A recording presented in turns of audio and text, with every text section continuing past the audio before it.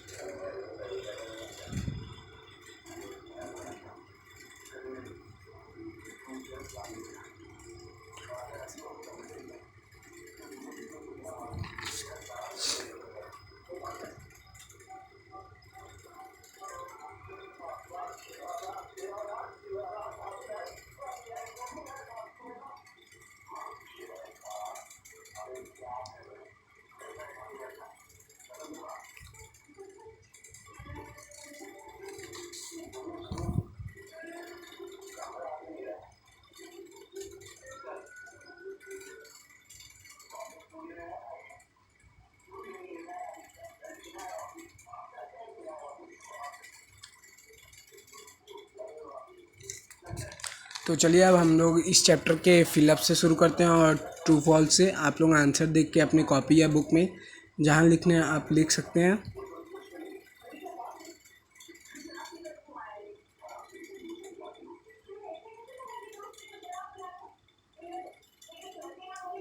अगर आप बोलेंगे तो मैं अगले वीडियो से नहीं, इसी वीडियो से थोड़ा इन सब के पढ़ते जाता हूँ। Dash and dash are non renewable source of energy. Its answer is coal and natural gas. Dash is major source of energy, so its answer is wood. The process in which coal is strongly heated in the absence of air is known as destructive distillation. जैसा मैंने आपको इसका define बताया था। In oil wells dash is always found above the layer of petroleum. It's answer is natural gas. Dash is a black viscous liquid obtained by destructive distillation of coal. It is lubricating oil. So आइए true false देखते हैं। Fossil fuel is renewable natural resource. False, क्योंकि fossil fuel renewable नहीं होता, वो non renewable होता है। ये ख़त्म भी हो जाते हैं और इनको बनने में वापस बहुत समय लगता है। So it is false. Anthracite has higher carbon content than lignite. ये सही है, क्योंकि एंथ्रासाइट में 90% होता है और लिग्नाइट में वहाँ 35% होता है. Coke can be use to make fuel gas. It is true. Coke को हम इस्तेमाल कर सकते हैं फ्यूल गैस बनाने के लिए. Natural gas found above the petroleum layer. It is false. Natural gas is found below the impressive rocks. Not it. Natural gas is found above the petroleum layer, so its answer is false. Burning of fossil fuel is a major source of pollution. It's true. fossil fuel से बहुत pollution होता है. I tick the correct option देखते हैं. The higher grade of coal is known as anthracite, क्योंकि इसमें 90% carbon होता है. Coke and coal tar are obtained from coal. Yes, destructive distillation process में हमने पढ़ा था coke, coal tar and coal gas निकलते हैं destructive distillation. So it's coal. Different types of coal generally have different content of violation material as well as different percentage carbon. Different type के coals different percentage of carbon होते हैं. आप चाहें तो इसका screenshot भी ले लीजिए, आपको आसानी होगी, या अपने कॉपी में भर लीजिए आप. Second last, a product that is not obtained through refining of petroleum is coal gas. Refining petroleum के रिफाइनिंग से हमें डीजल मिलता है, केरोसिन मिलता है, पेट्रोल मिलता है, लेकिन कोल गैस हमें कोल के रिफाइनिंग से मिलता है, कोल के डिस्ट्रक्टिव डिस्टिलेशन प्रोसेस से. Which of the following is a renewable source of energy. Tidal energy, क्योंकि ये ना ही कभी ख़त्म होती है और बनने में भी समय नहीं लगती है. टाइडल एनर्जी हमारी कौन सी एनर्जी होती है, ये आप बोल सकते हैं एक तरह से टाइडल एनर्जी को हम विंड का ही हिस्सा मान सकते हैं। और यहाँ पे हमारा कोल ये भी नॉन रिन्यूएबल, पेट्रोलियम भी नॉन, डीजल भी नॉन रिन्यूएबल। चलिए अब क्वेश्चन आंसर शुरू करते हैं। आप एक बार इस पेज का फोटो अच्छे से देख लीजिए। Answer the following question. Define the term fuel. A substance which produce heat on burning in air is called fuel. Name any two renewable source of natural energy. So its answer is two renewable source of natural energy are wind and solar. आप इस page का screenshot भी ले सकते हैं या लिखने के लिए रख सकते हैं। चलिए अगले क्वेश्चंस को देखते हैं। Define term carbonization. The process of conversion of dead plants material into coal is called carbonization. Name three main products obtained from destructive distillation of coal. The three main products obtained from destructive distillation of coal are coke, coal tar, coal gas. State two uses of each of following: asphalt and paramecium wax. ये दोनों हमें petroleum से मिलते हैं। तो पहले एस्फेक्टल का देखते हैं। Asphalt, it is use for making roads. डामर, जैसे कि इसको आप डामर की तरह देख सकते हैं। और coating the undesire of electric poles, तारों का रिपेयर के लिए भी एक तरह से उनको ना, जैसे हम वैक्स लगाते हैं ना, उन्हीं को ऐसे ही बोलते हैं। तार देखेंगे जब अंडरग्राउंड वायरिंग होती है तो वहाँ पे जो तार लगते हैं तो तार के बगल बगल में पूरा लगाया जाता है, जिससे कि अगर ज़मीन के नीचे भी अगर शॉर्ट सर्किट होता भी है तो इसके कारण दूसरे वायर्स नहीं जाएंगे, सिर्फ वही एक वायर के में ही रहेगा। और यहाँ पे paramecium wax, it is often used as a grease जैसा मैंने बताया मशीन्स में यूज़ होते हैं लगाने के लिए। हिंदी में सुने होंगे ग्रीस, या पापा मम्मी से किसी भी पूछ सकते। It is also use for making Vaseline, ointment and candles. Candles का जो वैक्स होता है उन्हें भी ये ग्रीस से बनते हैं। आप इस पेज का स्क्रीनशॉट भी ले सकते हैं, देख लीजिए। आते हैं अपने अगले क्वेश्चन की तरफ। Right the full form of CNG LPG। Full form of CNG, LPG and PNG are: CNG compressed natural gas, LPG liquefied petroleum gas and PNG piped natural gas। मैं आपको बता देता हूँ इसमें से कौन से क्वेश्चन ज़्यादातर पेपर में पूछे जाते हैं। तो इनमें से आपको ये कार्बोनाइजेशन पूछा जाता है ज़्यादातर पेपर में, और सब्सटेंस एंड फ्यूल का define, and here the coal one, and this one the asphalt and paramecium wax. It can be asked as 3 marks question. And now we come to the question E part. Describe in brief the process of coal formation। ये हमारा ज़्यादातर 4 marks के question में पूछा जाता है, इसको भी आप मार्क कर लीजिएगा, फिक्स पूछा जाता है। तो coal is formed by the plant remains got buried deep under the earth crust over a large period of time. The chemical and the physical properties of these plants change through geological action that leads to creation of soil material known as coal। आपको इसका explanation मैंने chapter explaining time में किया था, जो 46 minute का है।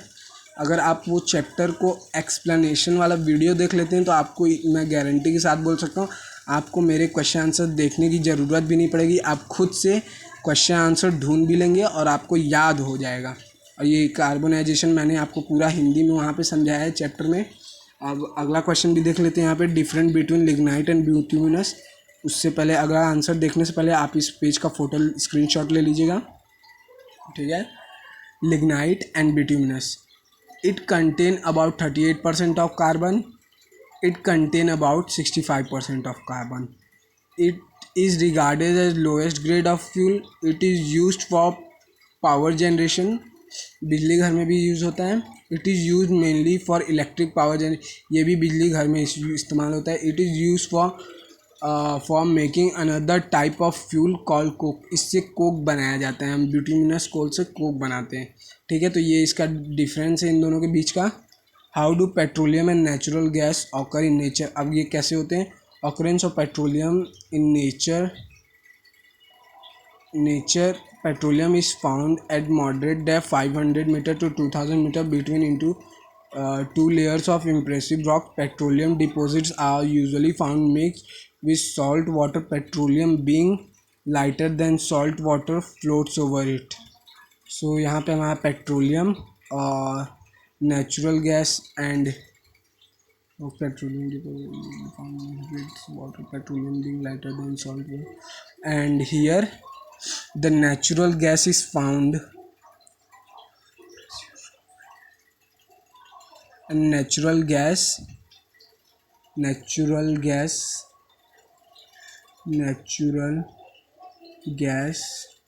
is found below low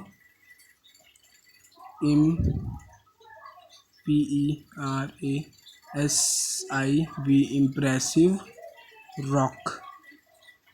यहाँ पे मैं लिखना भूल गया था, तो आप इस लाइन को भी जोड़ लीजिएगा, natural gas is found below impressive rocks. ठीक, ये आपका E3 हो जाएगा। अब उसके बाद सॉरी फ्रेंड्स, मैं ध्यान नहीं दिया, ये लाइन मत लिखिएगा, आप यहाँ नीचे लिखा हूँ मैं, occurrence of natural gas is found our petroleum it is trap between the rock cap and the petroleum layer. ठीक, आप ये है आंसर। ये जो मैं पेंसिल से लिखा हूँ इसे मत लिखिएगा, ये रॉन्ग लाइन है।